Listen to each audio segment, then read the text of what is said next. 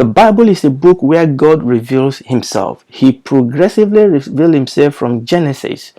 And we said that the Lord Jesus Christ is the supreme revelation of God, because in him dwells the Godhead bodily.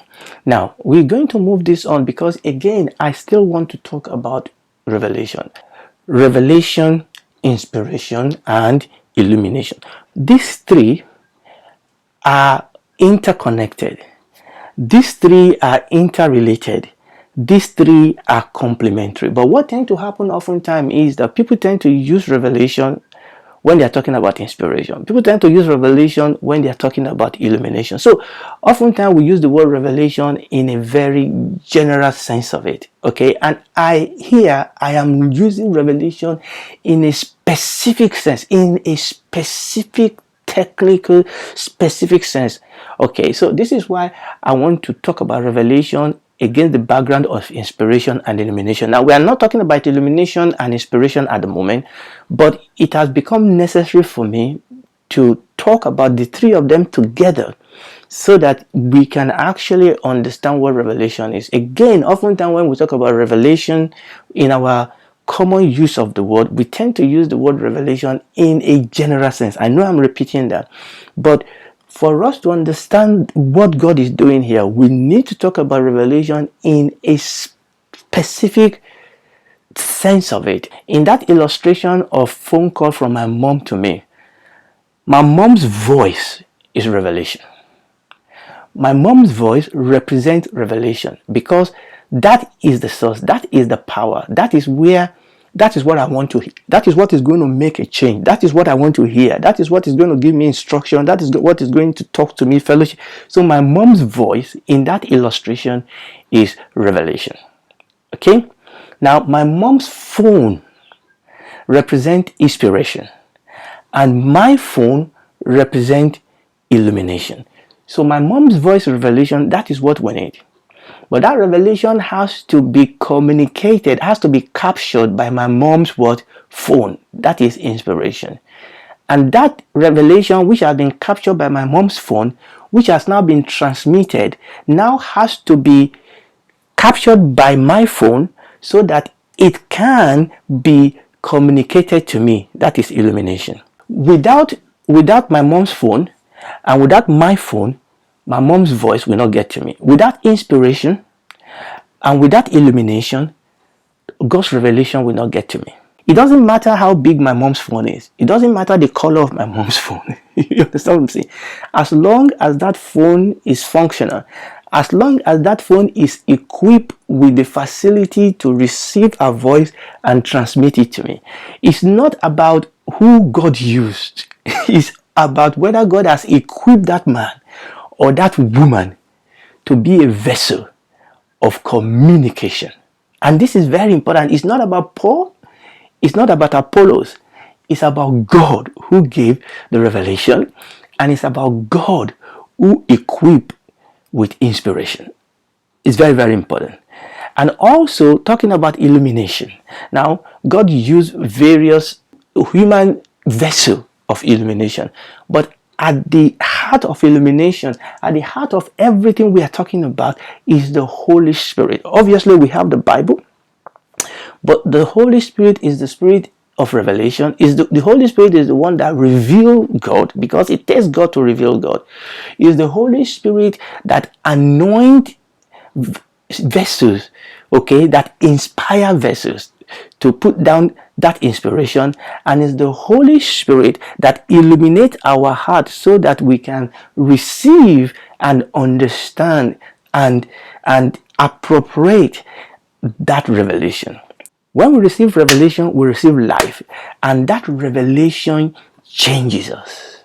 It doesn't just make our head bigger with knowledge, it changes us. When somebody that is unsaved, the Bible says that when he, the Spirit of truth, is come, he will convict men of sin. When an unbeliever receives the revelation of the love of God, the judgment of God, of the salvation of God, and receive that revelation will cause salvation. For a Christian, that revelation will cause growth, will cause maturity, will cause a successful and a victorious Christian living, because revelation is a communication of God. And now one of the questions we're asking ourselves is, what happens when God reveals himself? And that is what we are going to talk about today. But let's look at our second illustration. Now this is the new illustration. I want you to imagine a very big warehouse, very big warehouse, bigger than any football stadium that you've ever thought about. Very big warehouse. And in this warehouse are blessings, or in this warehouse are, packages, and that each one of these packages represent everything that any human being will need to live life on the side of this. Think about it. Everything we need, every help we need, every opportunity we need, every provision we need, everything we need. Imagine that all those things are in small packages in this warehouse. Okay, now again, illustration always falls short, but they will help us. So we have this big warehouse with all these packages that represent everything we need as human, from the time we were born to the day we die, or to the day Jesus comes. Now you imagine that. Now also then imagine that this big warehouse is absolutely in pitch darkness.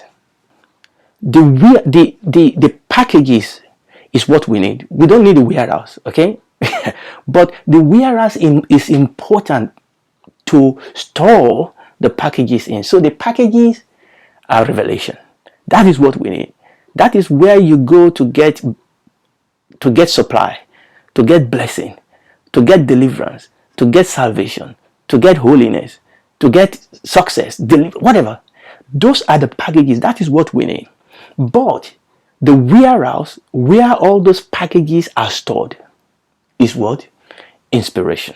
I'm interested in the warehouse because if the warehouse is where I go to get the packages, but when I go to the warehouse, I'm not there to adore the warehouse. I'm there to get the revelation. I go to the warehouse because I want to get those packages. You understand what I'm saying? Okay, it's not about the warehouse in particular, but the warehouse is very, very important because it houses all those packages that will be a blessing to me. You get that? But there's a problem. This warehouse is in thick darkness, and that is where illumination comes in, because you go into this warehouse and you take your torchlight, because you need to see where those packages are. You need to know which packages you need to pick up this time, and that is where you have your torchlight. Your word is a lamp unto my feet and a light unto my path. Remember, I said torchlight. I didn't say floodlight, because it is the nature of this warehouse that you cannot see everything. Paul said we know in part. Okay, so you need a torchlight. You need a torchlight that helps you to locate, what do I need? Maybe today this is the blessing I need. Maybe today this is the equipment this is the tool that I need today. So your torchlight is illumination. Again, why do you need the illumination? Is because you want the revelation. So you go to the inspired warehouse, okay, with the torch that illuminates your way, so that you can get the revelation. You don't go there to just walk around and go back out. Okay, you don't go there to just adore and appreciate the packages and go. No. The reason you went there is because there are things in that warehouse that you need to live life. And you can see straight away that all this process has to be experienced in the power of the Holy Ghost. He's the one that revealed the Father. He's the one that inspired men to put them down, and is the one that illuminates us and our ministers to actually reveal the truth of the Word of God to us. I hope that those two illustrations are helpful to you. I find them very, very, very helpful. So now let's read John chapter 1. I want to read verses 1 to 5 and verse 14. We read this the last time, but we didn't really quite get to, explaining them and applying them. So the question we are asking ourselves, again, still talking about revelation. Remember, when I'm talking about revelation, I've gone to inspiration and I've gone to illumination so that it can throw light on revelation. Hallelujah. So what happened when God revealed himself? Because that would again help us to understand what revelation is. In the beginning, John chapter 1 verse 1, in the beginning was the Word, and the Word was with God, and the Word was God. The same was in the beginning with God. All things were made by him, and without him was not anything made that was made. In him was life, and the life was the light of men. And the light shineth in darkness, and the darkness comprehended it not. That is verse 5. Let me read verse 14. And the Word was made flesh, and dwell among us, and we beheld his glory, the glory as of the only begotten of the Father, full of grace, full of truth. Now, it is important for us to come to this portion of the scripture, because straight away, here the scripture is talking about the Lord Jesus Christ. And the scripture actually called the Lord Jesus Christ the Word. Now, so the Lord Jesus Christ is the living Word. Okay. And we have come to this scripture because we want to learn from the revelation that John has given us about the Lord Jesus Christ to help us to understand this process. Because remember what we said, that the Lord Jesus Christ is the ultimate and supreme communication of God's revelation. Remember where we read in Hebrews chapter 1 that God at sundry times and in diverse manner spoke in time past to our fathers by the prophet. God has revealed himself in various ways and various fashion, and we are going to come to that by the grace of God. But the Lord Jesus Christ is the supreme and ultimate revelation of God. So we've come here to see what we can learn. I mean, straight away you will see straight away here that John chapter 1 is actually parallel to Genesis chapter 1. In the beginning, God created the heavens and the earth, and this is another beginning. Now, we're not going to talk about beginning today, but I just want you to see how that parallel, because in Genesis chapter 1 also we see the word, and God said, and God said, and God said. Praise the Lord. So in the beginning was the Word. Now I want you to see how John used the Word. The Word. In the beginning was the Word. Now, oftentimes when people talk about Jesus Christ being the Word, we tend to appeal to Greek philosophy to explain what John was trying to talk about. It is true that the book of John was written in Greek, and John must have used the word logos. Logos is rooted in Hebrews revelation, okay? Because there's a word, there's a corresponding word in Aramaic that correspond to the word logos in Greek, and it's called memra. And that when John called Jesus the Word of God, is rooted in Hebrew revelation back to the book of Genesis. And when you read the book of Proverbs, where it personified wisdom, okay, so it is part of Hebrew revelation and teaching, talking about the concept of logos, where in Aramaic it is called memra. It's a term used by rabbi, and please listen to this. It's a term used by rabbi when speaking of God's expression of himself, and this is very important. So when it says that in the beginning was the Word, it's using the Word as a revelation of God. In the beginning, the Word is that logos, memra is that which reveal God. So when it says in the beginning was the Word, okay, John was using something that will be familiar to the Hebrew, worshiper.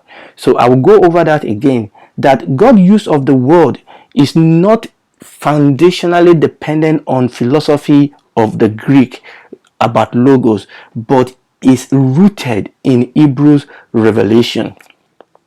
And when you go to Genesis chapter 1, you know what I said, that John chapter 1 is actually an echo of Genesis chapter 1. What do we see in Genesis chapter 1? We see a God who is king. We see a God who expresses himself as commanding, creating, and calling.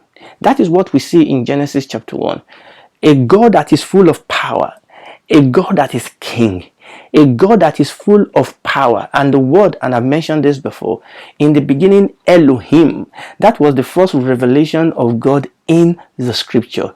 Elohim speaks about the raw power of God. Okay, God as Elohim talks about the power of God with which he was able to create the whole universe without needing any raw material and without breaking sweat. You see, it is the power of God. Okay, in the beginning, Elohim. So when we see John chapter 1 is echoing Genesis chapter 1, talking to us that this God, in the beginning, God, the same God that we saw in the beginning, the same God that revealed himself to us in Genesis as a God that is alive, that is real, that is commanding, calling, and creating. And he said, the Word. In the beginning was the Word. The Word was with God, and the Word was God. I'll go over that again. That word is Logos, and that word is rooted in Hebrew revelation, and that word corresponds to the Aramaic word called Memra, and it's a term that is used by Rabbi when speaking of God expression of himself. So Jesus is the Word. Jesus is God's revelation. Jesus is the Word, and the Word is the ultimate and supreme way by which God revealed himself. Now, let's move this forward. Now that we've established that, now let's now see what it says this word does, because this is why we have laid this foundation. It said all things were made by him. So this revelation has the power of creation now, and that is what we saw in Genesis. So when we talk about revelation, there is creative power in revelation. All things were made by him, and without him was not anything made that was made. What we are going to receive from God must come to us by revelation. Without revelation, we have nothing. All things were made by him, and without him was not anything made that was made. In him was life. Revelation brings life.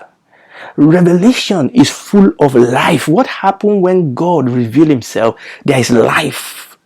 So if my Christianity is powerless, if my Christianity is lifeless, it's because I'm not touching revelation.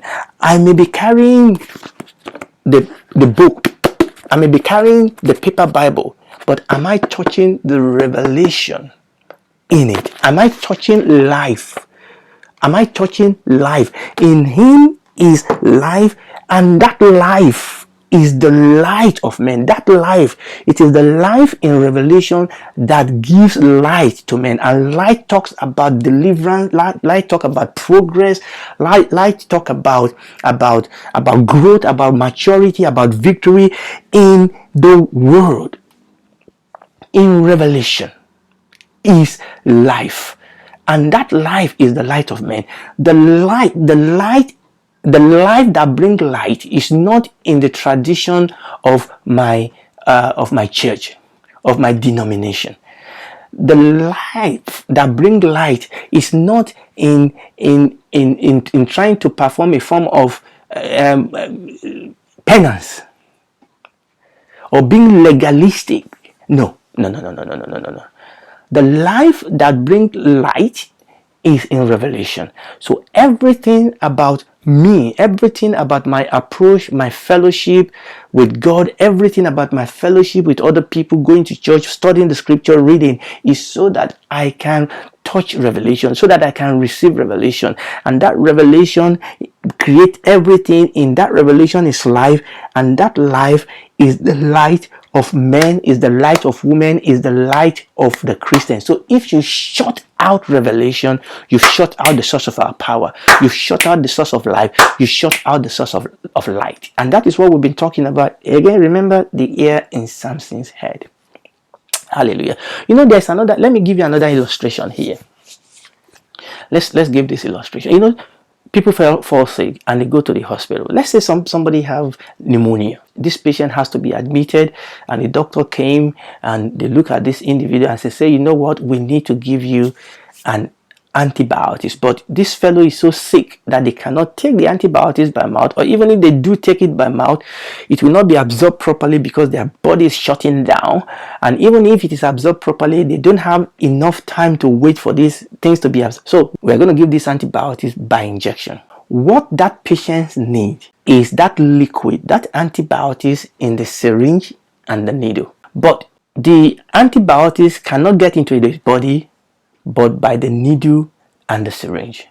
And this is very important. So the needle and the syringe is like this process, but what that individual needs is the revelation. So the needle and the syringe is the process, and they have been structured in such a way that they would deliver the revelation. Now, if you structure the needle and syringe in such a way that they spill the revelation, or in such a way that they get blocked and they cannot deliver the antibiotics, that patient is going to die, and you're going to cause the patient pain. You understand that you can use a needle and syringe to kill somebody. But that is not why needle and syringe was created. You know, there are some people that use this process to kill. The Bible says the letter kill, and the devil has inspired his own agent to turn this process into a killing machine where people are bringing wrong doctrines. But we are not going to go, we've talked a lot about that. So the needle and the syringe has been structured in such a way to help deliver the antibiotics. And it's the same thing. We are reading here in John chapter 1 that in him, in the word, remember we are using the Lord Jesus Christ because the Bible calls him the word. Logos in Greek, memory in Aramaic, because in those days, remember, the children of Israel actually speak, many of them will speak 3 languages. They will speak Greek, they will speak Hebrew, and they will speak Aramaic. I'm not going to go into the reason why that is the case. You remember when the Lord Jesus was crucified on the cross, and Pontius Pilate wrote over him, the King of the Jews. It was written in those 3 languages. In the beginning was the Word was with God. That word is talking about memra in Aramaic, and it's a term that is used by rabbis when speaking of God's expression of himself, revelation. God disclosure of himself, God unveiling of himself. That's the word. So when we say Jesus is the word, what we are saying is that Jesus is the supreme unveiling. Jesus is the supreme disclosure of God. And we are now seeing the character of revelation here. He said that all things were made by him. Without him was anything made. In him was life, and the life was the light of men. And the light shines in darkness, and the darkness comprehended it not. So when we receive the life that comes from revelation, it gives us light, and the devil cannot snuff that light out. The Lord Jesus said, I will build my church, and the gates of hell shall not prevail against it.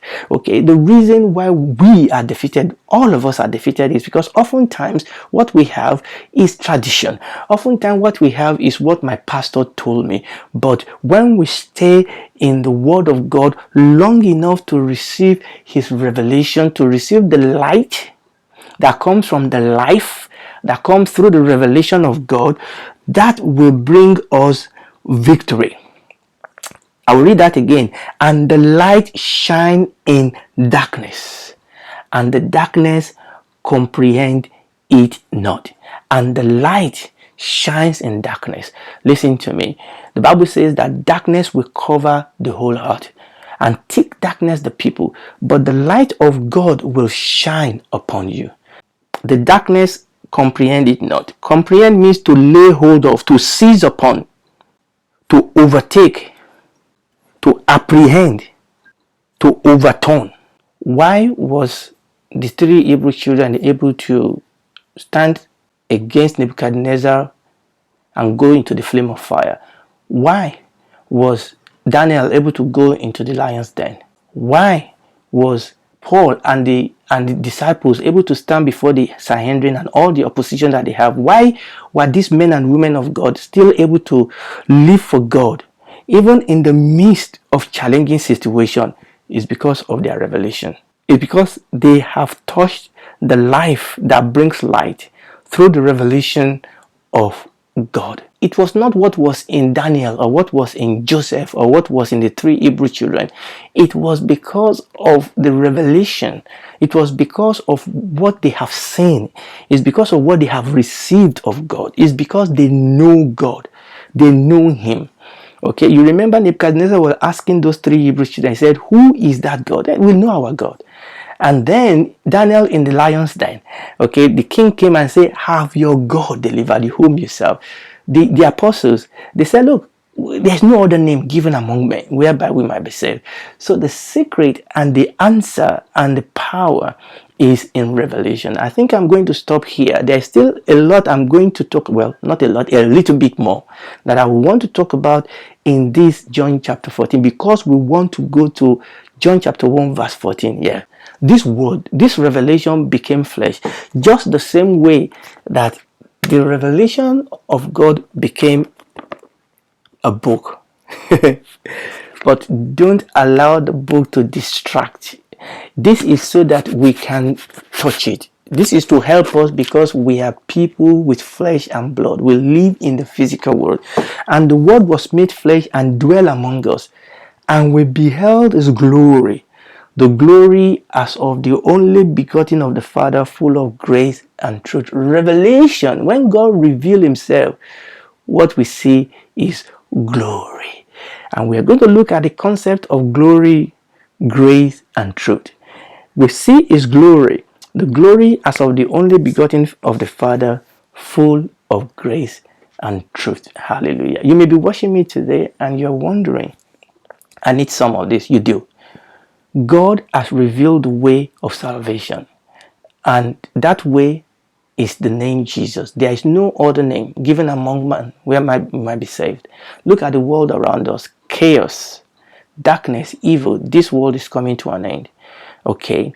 But the Bible says that God so loved the world that he gave his only begotten Son, that whosoever believes in him will not perish but have everlasting life.